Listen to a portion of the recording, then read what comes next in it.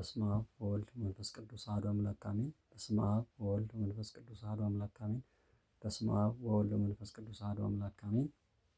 ክርስቶስ ተንሥአ እሙታን በዐቢይ ኃይል ወሥልጣን አሰሮ ለሰይጣን አግዓዞ ለአዳም ሰላም እምይእዜሰ ኮነ ፍስሐ ወሰላም። ክርስቶስ በታላቅ ኃይልና ስልጣን ከሙታን ተለይቶ ተነሳ፣ ሰይጣንን አሰረው፣ አዳምን ነፃ ወጣው። በዚህም ደስታና ፍስሐ ሆነ። የክርስቲያኖች ሰላምታችን ነውና በዚህ በበዓለ ፋሲካ የእግዚአብሔር ቤተሰቦች እንደምን ዋላችሁ? እንደምን አመሻችሁ? እንደምን ትሆናላችሁ?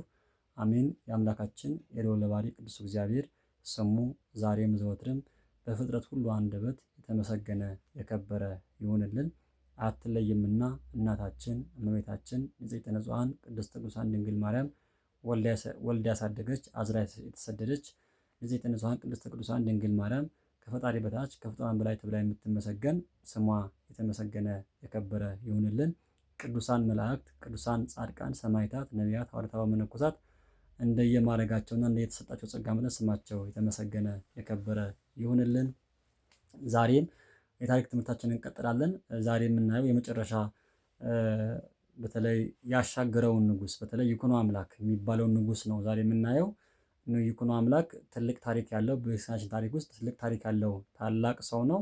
ይሄ ንጉሥ የዛጉዌን ስርወ መንግስት ጥሎ የሰለሞኒክ ስርወ መንግስትን ድጋሚ እንዲያንሰራራ እንዲመጣ ያደረገ ታላቅ ሰው ነው።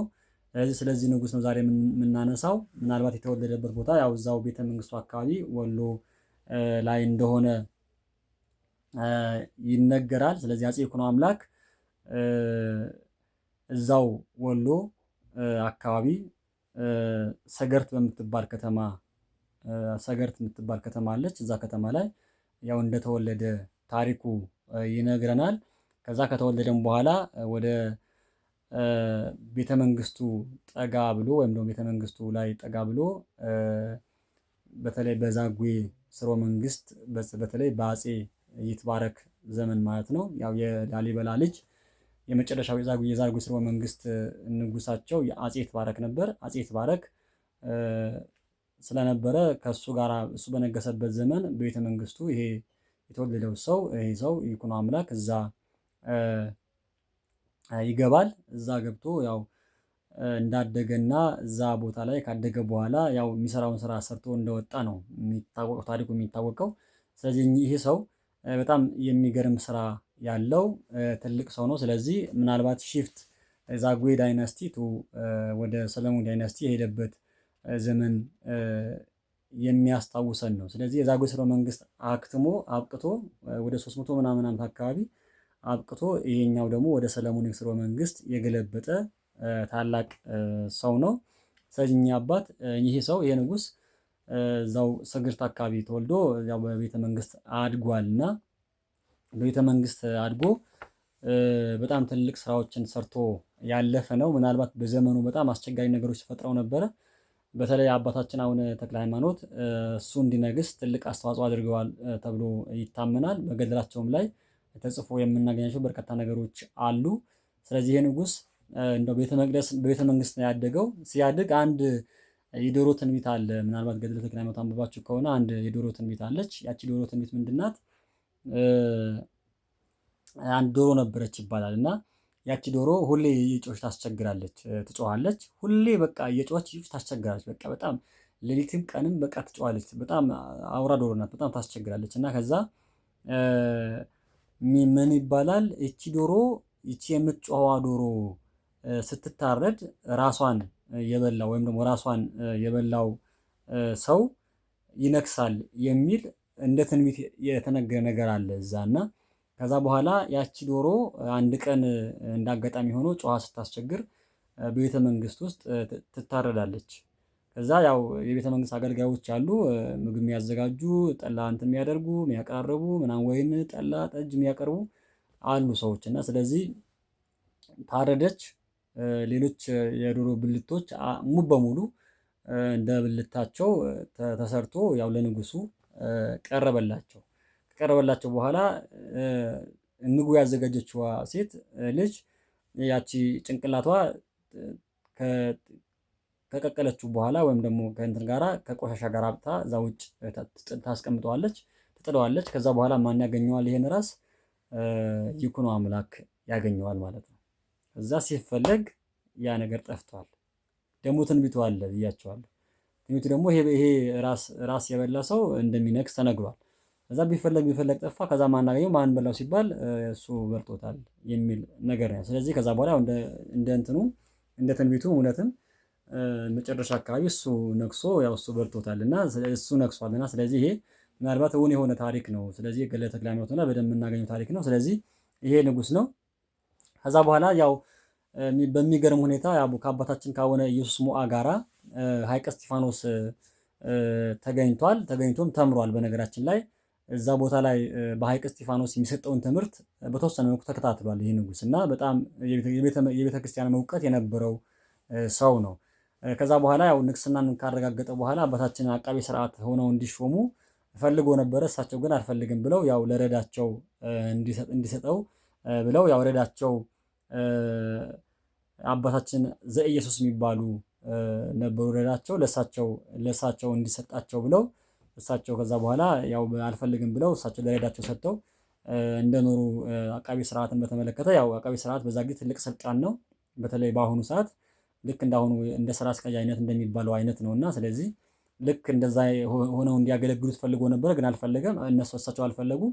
እሳቸው ገዳም ውስጥ ስራዬን ነው የምሰራው ስለዚህ ብለው እምቢ ብለውት ነበረ። እምቢ ብለውት ከዛ ለሌላቸው ሰጥተው እዛ እሳቸው ደግሞ አቃቤ ሥርዓት ሆነው እንደኖሩ ይነገራል። ስለዚህ በሱ ዘመን ምናልባት በስነ ስርዓት ያው ያለምንም ኮሽታ ያለምንም ጦርነት ያለምንም ውጣ ውረድ ነው መንግስቱን አሳልፈው የሰጡት። ይሄ ማን ሚና ተጫወተ ብያቸዋለሁ? አባታችን አቡነ ኢየሱስ ሞዐ እና አባታችን አቡነ ተክለ ሃይማኖት ትልቅ ሚና ተጫውተዋል። በተለይ በስነ ስርዓት ምንም ነገር በስነ ስርዓት ምንም ነገር ኮሽታ ሳይኖር ጦርነት ሳይነሳ ሳይገዳደል ሰው በስልጣን ሽኩቻ ምንም ነገር ሳይኖር በስነ ስርዓት ይትባረክ ለሱ እንዲያስረክብ ትልቅ ስራ ተወጥተዋል እና ስለዚህ የእግዚአብሔር ፈቃድ ነው ብለው ገስጸው ሁለቱንም ነገስታት በተለይ ይትባረክን በዚህ መሰረት አሳምነው ንጉሱን ወደዛ እንዲገባ ትልቅ ስራ ተወጥተዋል ሁለቱ አባቶቻችን። ስለዚህ ይህ ትልቅ እንትን ነው። በታሪክም ደረጃ ሊወሰድ የሚገባ ትልቅ ነገር ነው። ምክንያቱም ዛሬ በሀገራችን የምናየው ስልጣን ሽግሽግ ሲኖር በቃ በጦርነት መገዳደል፣ ሰው ሳይሞት የሰው ደም ሳይፈስ የሚሆን ነገር የለም። በዛ ጊዜ ግን በስነ ስርዓት በሰላማዊ መንገድ ማንም ኮሽ ሳይል ምንም ነገር ሳይጠፋ ስለዚህ የሰለሞን ስርወ መንግስት የዛጉዌ ስርወ መንግስት ወደ ሰለሞን ስርወ መንግስት ሲሸጋገር የነበረው የሰላማዊ የስልጣን ሽግግር ዛሬም ላሉት አካላት ትልቅ ማሳያ ትልቅ ማስረጃ የሚሆን ነገር ስለሆነ እነዚህ ነገሮች ብንጠቀምባቸው ትልቅ ነገር ስላላቸው መጠቀም ያስፈልጋል የሚል መልእክት ነው።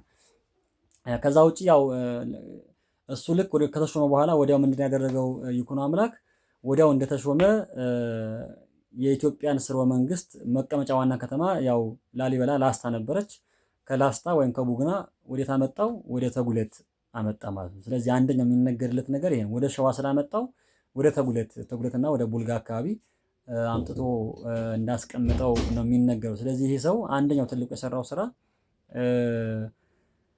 የኢትዮጵያን መቀመጫ ወይም ደግሞ የኢትዮጵያ ነገስታት መቀመጫ የነበረችዋን ላስታ ወይም ቡግናን ከዛ አንስቶ ልክ እንደተሾመ ወደ ተጉለት እና ቡልጋ ወይም ደግሞ ወደ ተጉለት የሚባለው ቦታ ላይ እንዳመጣው ታሪኩ በደንብ የሚታወቅ ነው። ስለዚህ አፄ ይኩኖ አምላክ ስለዚህ የዛጉዌ ስርወ መንግስትን አጥፍቶ ወይም ደግሞ የዛጉዌ ስርወ መንግስትን ሽሮ ወደ ሰለሞኒክ ስርወ መንግስት ሲያመጣው ዋና ከተማውን ጭምር ቀይሮ ወደ ተጉለት እንዳመጣ በደንብ የሚታወቅ ነገር ነው። ከዛ ውጪ ትልቁ ነገር ደግሞ የገጠመው ፈተና ምንድነው? በዘመኑ ትልቁ የገጠመው ፈተና ጳጳስ አልመጣለትም ከግብጽ ላይ ማለት ነው። ከግብጽ ላይ በተለይ ጳጳስ ያልመጣበትን ምክንያት ምንድነው? ያው በዛ ጊዜ በተለይ ሰሜን አፍሪካም እኛም አካባቢ ላይ ትንሽ የተወሰኑ ቦታዎች ላይ በተለይ አዳል አካባቢ ላይ አዳል ማለት ወደ ሀረር ወደ ሶማሊ ስለሆነ እዛ አካባቢ ላይ የተወሰነ መልኩ የእስልምና እንቅስቃሴ ስለነበረ ወይም ደግሞ እስላሞች የመቆጣጠር ሀሳብ ስለነበራቸው በዛ ምክንያት ግብጽም ላይ ሙሉ ለሙሉ እነሱ ይዘው ስለነበረ ሱዳንም ኑቢያ ማለት ነው፣ ግብጽም ሰሜን አፍሪካም በሙሉ እነ ሊቢያ እነ ቱኒዚያ እነ አልጄሪያ እነ ሞሮኮ በሙሉ ያው በእነሱ ተይዘው ስለነበረ ጳጳስ ከግብጽ ለማስመጣት ፈተና ሆኖበት ነበር። አልመጣም ነበር ማለት ነው። እንደውም ከግብጽ በተለየ መልኩ ሌሎች ቦታዎች ማማተር ሁላ ጀምሮ ነበር። በተለይ ሶሪያ አካባቢ፣ አርመን አካባቢ ላይ ወደዛ እያማተረ እንደነበረ ታሪኩ በደንብ የሚነገር ነው። ስለዚህ በጣም ፈተና የሆነበት በሱ ጊዜ ጳጳስ አለመምጣቱ ትልቅ ፈተና እንደነበረበት በደንብ የሚነገር ነው። ስለዚህ በተለይ እነ ታደሰ ታምራትም የሆኑ ሌሎችም የቤተክርስቲያን ታሪክ ጸሐፊያን በተለይ ታሪክ ጸሐፊ የምንላቸው በተለይ ትልልቆቹ በተለይ የኢትዮጵያ ታሪክን የጻፉ ሰዎች ስለሱ ሲጽፉ ጳጳስ ለማውጣት እንደተቸገረና ጳጳስ በጣም እንደቸገረው ጽፈዋል። ስለዚህ እውነትም በዛ ጊዜ ከግብጽ ጋር የነበረ ነገር በጣም ግብጽ ደግሞ በተለየ መልኩ ወደዚህ በተለይ አዳልና ወደ ሶማሊያ አካባቢ ያሉት ወደ ሙስሊሞች ለመቃረብ ከነሱ ጋር ግንኙነት አድርጋለች በሚል እሳቤ በዛም ሻክሮ ስለነበረ እንትናቸው ምክንያቱም በዛ ምክንያት ማለት ነው። በዛ ምክንያት እኚህ ሰው ሞር ወደ ትኩረቱ የነበረው በዛ ወደ ግብጽ ሳይሆን ወደ አርመን፣ ወደ ሶሪያ እና ወደ ሌሎች ቦታዎች ላይ ጳጳስ እንዲመጣለት ጥረት ያደርግ እንደነበረ ደብዳቤ የሚጻፋቸው ነገሮች እንዳሉ ያው እነ ታደሰ ታምራት በደንብ አድርገው ጽፈው የምናገኘው ይሆናል።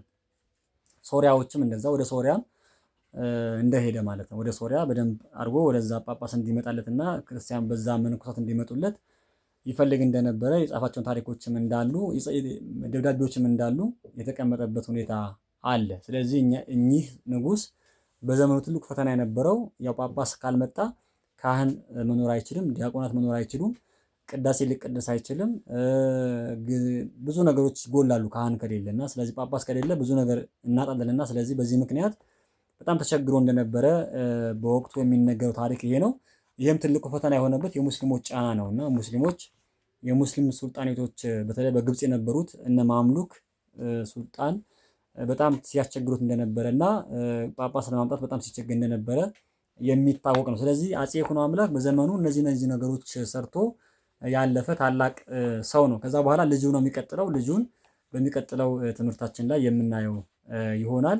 በሚቀጥለው ትምህርት ላይ ስናነሳ ከአፄ ይኩኖ አምላክ በኋላ ማን ነው ኢትዮጵያን የገዛው፣ ለስንት ዓመት ገዛ፣ በሱ ዘመን ማን ተነሳ የሚለው ነገር ቀጣይ እናያለን። ከዛ ውጪ ደግሞ አባታችን አቡነ ኢየሱስ ሞዐ በተወሰነ መልኩ የጠቀስኩላችሁ ስለሳቸው ደቀ መዛሙርቶች ማን ናቸው፣ ሐይቅ እስጢፋኖስ በሳቸው እንዴት ተመሰረተ፣ ማን ምንኩስና ሰጣቸው፣ እንዴት ተቀበሉ ምንኩስና፣ ከዛ በኋላ ከደብረ ዳሞ ተነስተው ሐይቅ እስጢፋኖስ ወርደዋል። ስለዚህ ለምን ከዛ ተነስተው ወደዛ ጋር ሄዱ የሚለው ነገር በሰፊው የምናነሳበት የቀጣይ ትምህርታችን ይሆናል።